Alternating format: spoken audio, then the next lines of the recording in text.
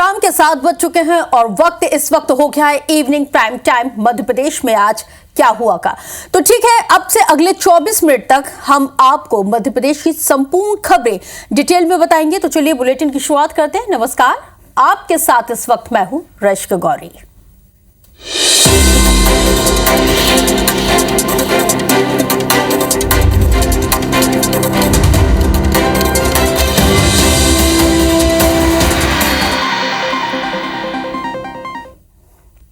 केंद्रीय गृह एवं सहकारिता मंत्री अमित शाह भोपाल के सहकारिता सम्मेलन में शामिल होने के लिए पहुंचे।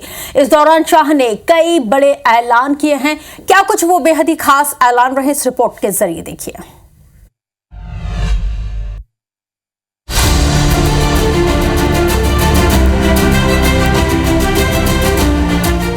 भोपाल में सहकारिता सम्मेलन का आयोजन किया गया। केंद्रीय सहकारिता मंत्री अमित शाह शामिल हुए। अमित शाह ने कहा कि सहकारिता के क्षेत्र में काफी संभावनाएं हैं। अब सहकारी समितियां भी पेट्रोल पंप और गैस एजेंसियों के लिए आवेदन कर सकेंगी। वहीं अमित शाह ने बताया कि आजादी के 75 साल बाद मोदी सरकार ने सहकारिता मंत्रालय बनाया। इसके बाद से सहकारिता आंदोलन में नई जान आई है। आजादी के 75 साल बाद देश के नेता और प्रधानमंत्री नरेंद्र मोदी जी ने सहकारिता मंत्रालय की स्थापना की और मैं इस मंच पर से देश भर की हर राज्य सरकार का बहुत बहुत धन्यवाद करना चाहता हूं कि आपने मॉडल बायलॉ स्वीकार कर देश के सहकारिता क्षेत्र में नई जान डालने का काम किया है। उधर मुख्यमंत्री डॉक्टर मोहन यादव ने कहा कि दूध उत्पादन को 9% से बढ़ाकर 24% तक लाना है।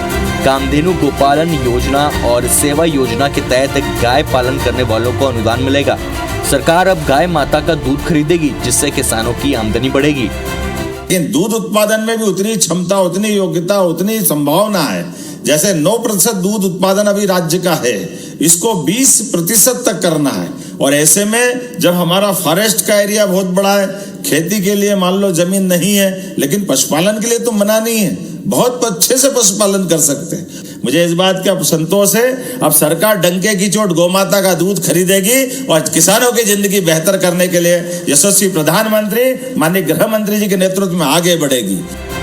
सहकारिता सम्मेलन में मध्य प्रदेश में दुग्ध उत्पादन को बढ़ावा देने के लिए एनडीडीबी और सांची के बीच एक एमओयू साइन हुआ, जो कि प्रदेश में नई सफेद क्रांति लाएगी। नवीन सिंह, IBC 24 भोपाल।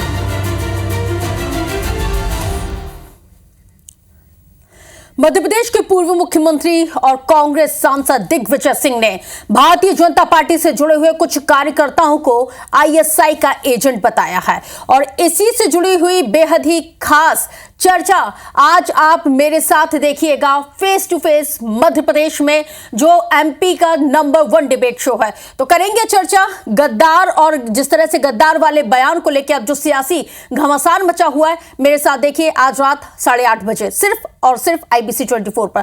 आगे बढ़ेंगे, बात करेंगे मध्य प्रदेश के पूर्व मुख्यमंत्री और कांग्रेस सांसद दिग्विजय सिंह ने बीजेपी से जुड़े हुए कुछ कार्यकर्ताओं को ISI का एजेंट बताया है। दिग्विजय सिंह ने सोशल मीडिया पोस्ट में बीजेपी और RSS से पूछा है कि इन आरोपियों से पार्टी का आखिर क्या नाता है, इनसे ISI का आखिर क्या नाता है। दिग्विजय के इस पोस्ट के बाद मध्य प्रदेश की सियासत गरमाना बेहद लाजमी है। दरअसल मामले की शुरुआत एक पोस्ट से हुई जिसमें वक्फ संशोधन कानून का समर्थन करने पर दिग्विजय सिंह को गद्दार बताया गया। इसके साथ ही मुंबई हमले के आरोपी तहव्वुर राणा को अमेरिका से पकड़कर लाए जाने के बाद भी बीजेपी और उसके समर्थक दिग्विजय सिंह पर हमलावर हो गए। दिग्विजय सिंह मुंबई हमले को लेकर लिखी एक ऐसी किताब के विमोचन समारोह में पहुंचे हुए थे जिसमें हमले को RSS का साजिशकर्ता बताया गया था। अब दिग्गी के नए पोस्ट के बाद मंत्री विश्वास सारंग ने कहा है कि दिग्विजय सिंह ने हमेशा से ही सनातन का अपमान किया है। वो हाफिज को हाफिज जी बोल चुके हैं और जाकिर नाइक को गले लगा चुके हैं। वहीं पूर्व मंत्री PC शर्मा ने दिग्विजय सिंह के बयान का समर्थन भी किया है और अमित शाह और यह भी कहा है कि अमित शाह बताए कि आरोपियों और बीजेपी का आखिर क्या रिश्ता है और यह रिश्ता क्या कहलाता है।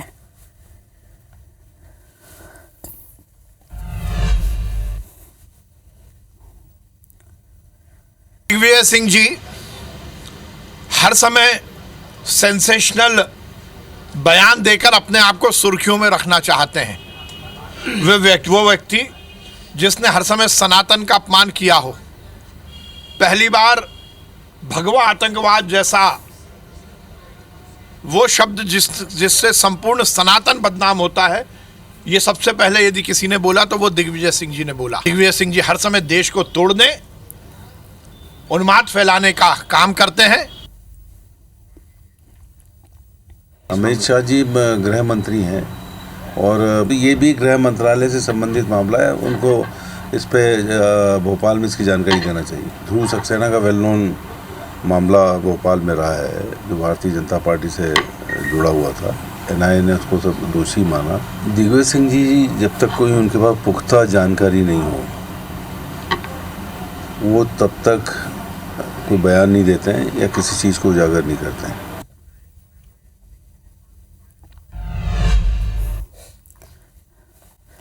तो देखिए, आप बुलेटिन में बात करेंगे गुनाह के, जिस तरह से गुनाह में जो घटनाक्रम घटा है उसको लेके कि आखिर गुनाह में कौन गुनाहगार है।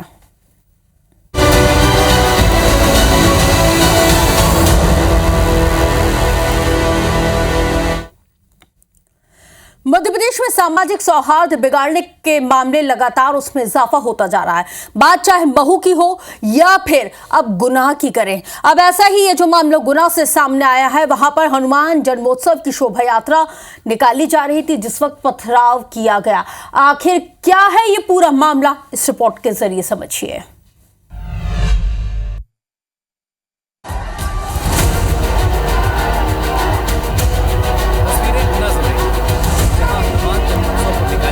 यात्रा पर पथराव कर दिया गया।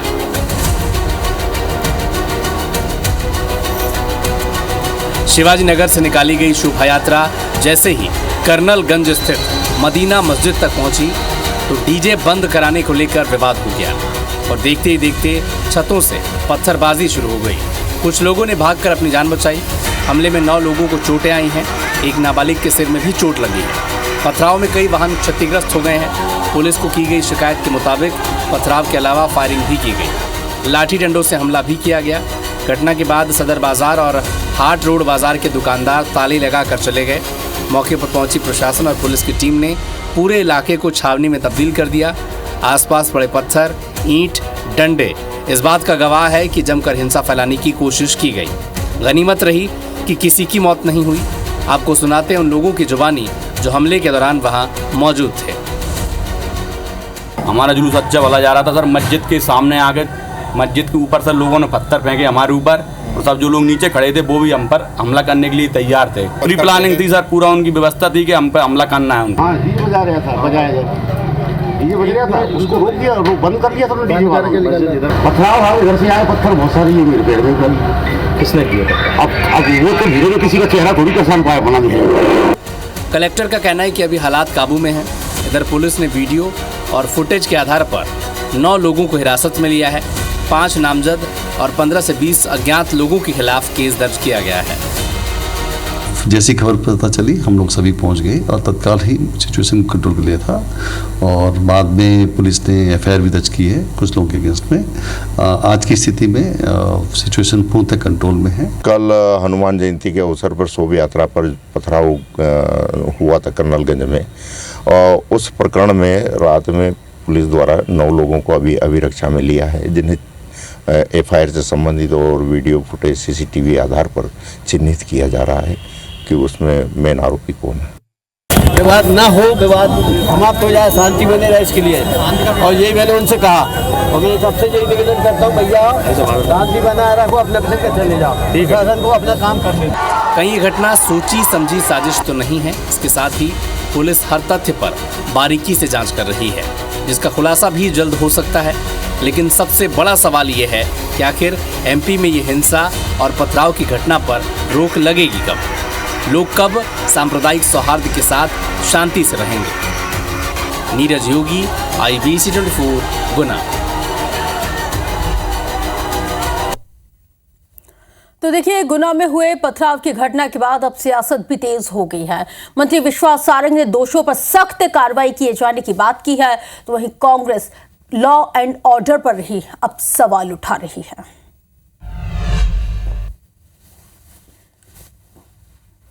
इस तरह से यदि धार्मिक उन्माद फैलाने का कोई कोशिश करेगा और इस तरह से त्योहार और हिंदू यात्राओं को रोकने की कोशिश करेगा तो ये उचित नहीं है। जो दोषी हैं उन पर कार्रवाई होगी। कानून व्यवस्था का मामला है कि क्यों इन सब चीज़ों को पहले से कोई जुलूस निकल रहा है तो व्यवस्था क्यों नहीं कर पाते कि हनुमान जयंती में कोई जुलूस निकल रहा है, क्यों हुआ क्या है, उसकी जांच करें और निश्चित तौर पर दोषी उनके खिलाफ कार्रवाई करें। कानून को अपने हाथ में इनके लोग लेते हैं और जब ये लोग कानून को हाथ में लेते हैं तो रिएक्शंस होते हैं।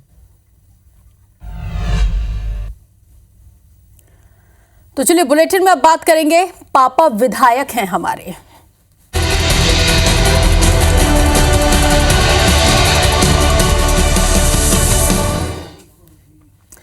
तो चलिए अब ऐसी खबर की हम बात करने जा रहे हैं जहां पर आपको यह भी बता दें कि किस तरह से विधायक के बेटे की गुंडागर्दी का एक मामला सामने आया है और आखिर ये गुंडागर्दी होती क्यों है और किस लिए यहां पे जो विधायक का बेटा है वो क्यों यहां पे मारपीट की वारदात को अंजाम दे रहा है, ये एक सबसे बड़ा सवाल है। इस खबर पर हम विस्तार के साथ चर्चा करेंगे, लेकिन दमोह से हम आपको बड़ी जानकारी देते हैं जहां पर फर्जी डॉक्टर केस में एक बहुत बड़ा अपडेट सामने आया है। सीजेएम कोर्ट में फर्जी डॉक्टर को पेश किया गया है जहां से पुलिस को डॉक्टर जो 4 दिन की यहां पे रिमांड पे भेज दिया गया। दरअसल आरोपी डॉक्टर की 5 दिन की रिमांड खत्म हो गई थी और पेशी के दौरान कोर्ट परिसर में भारी संख्या में पुलिस बल की तैनाती की गई। आपको बता दें कि इसी फर्जी डॉक्टर के जरिए जो हार्ट सर्जरी की गई थी उनमें 7 लोगों की मौत हो गई थी।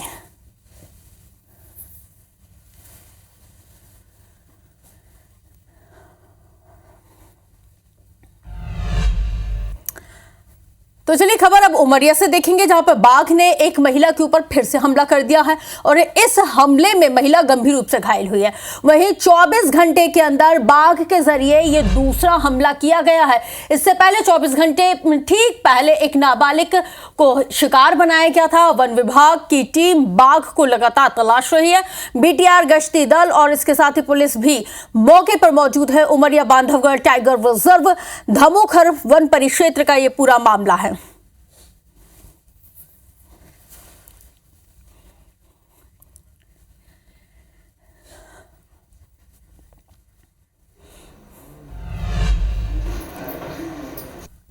तो याद है कि अब से चंद मिनट पहले मैंने आपको बताया था कि पापा विधायक हैं हमारे, ये क्यों कहा था? तो चलिए अब विस्तार से तफसील से इस खबर को भी समझाती हूं।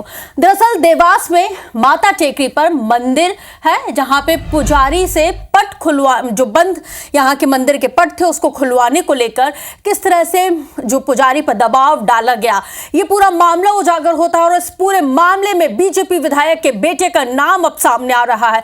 दरअसल शुक्रवार रात 11 बजे के बाद माता टेकरी पर दर्शन के लिए पट खोलने को लेकर पुजारी उपदेशनाथ पर कुछ लोग दबाव बना रहे थे, बार बार उनको ये धमकी दे रहे थे कि पापा विधायक हैं हमारे, और जिस पर शनिवार को पुजारियों ने कोतवाली थाने पहुंचे, आवेदन दिया और कार्रवाई किए जाने की बात की गई।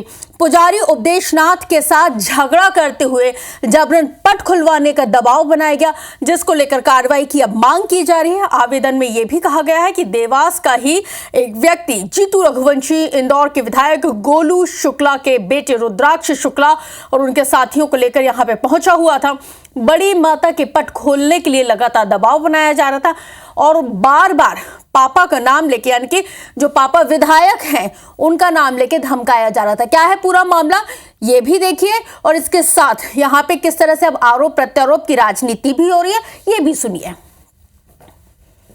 इंदौर के विधायक के गोलू शुक्ला के लड़के वो रात में आए, रुद्र शुक्ला नाम, तो रात में पट बंद कर दिए थे मैंने। करीबन 1 बजे समथिंग आए थे और पट खोलने का बोल रहे थे और मैंने मना कर दिया कि इतनी रात में नहीं खोल पाऊँगा। तो वहाँ पर गाली गलौज करने लग गए और नेतागिरी करने लग गए, फिर वो मारपीट भी करने लगे।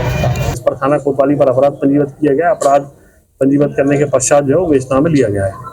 चूँकि माता टेकरी पर लगभग 50 से 60 कैमरे लगे हुए हैं, तो कैमरे खंगाले जा रहे हैं और आगे इस संबंध में वैधानिक कार्रवाई की जाएगी।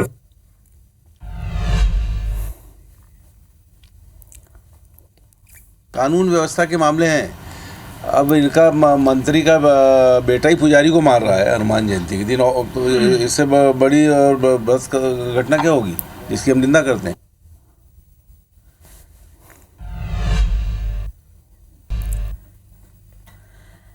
गर्मी अपने शबाब पर है और इसी के साथ आग लगने की घटनाओं में भी इजाफा होने लगा है। मध्य प्रदेश की 3 तस्वीरें चलिए अब आपके टेलीविजन स्क्रीन पर हम आपको दिखाते हैं। पहली तस्वीर हटा से है जहां पर जंगल में भीषण आग लग गई। मलयादो बफर जोन के जंगल में ये आग लगने की जानकारी है। पन्ना टाइगर रिजर्व का वन अमला मौके पर पहुंचा और आग को बुझाने की कोशिशों में जुट गया। दूसरी तस्वीर भी अब आप देख लीजिए, अनूपपुर से है जहां पर HDFC बैंक की शाखा में आग लगने की जानकारी है। फायर फाइटर की टीम मौके पर पहुंची और आग लगने के कारण अभी तक अज्ञात बताए जाते हैं। तीसरी तस्वीर सिंगरौली से जहां पर खेत में आग लग गई है। खेत में खड़े हुए ट्रैक्टर थ्रेसर भी आग की चपेट में आ गए।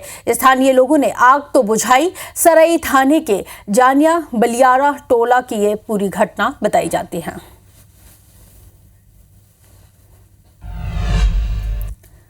तो चलिए इसी खबर के साथ मैं रश्मि गौरी आपसे लेती हूँ इजाजत, लेकिन खबरों का सिलसिला IBC 24 पर नॉन स्टॉप जारी, क्योंकि सवाल आपका है।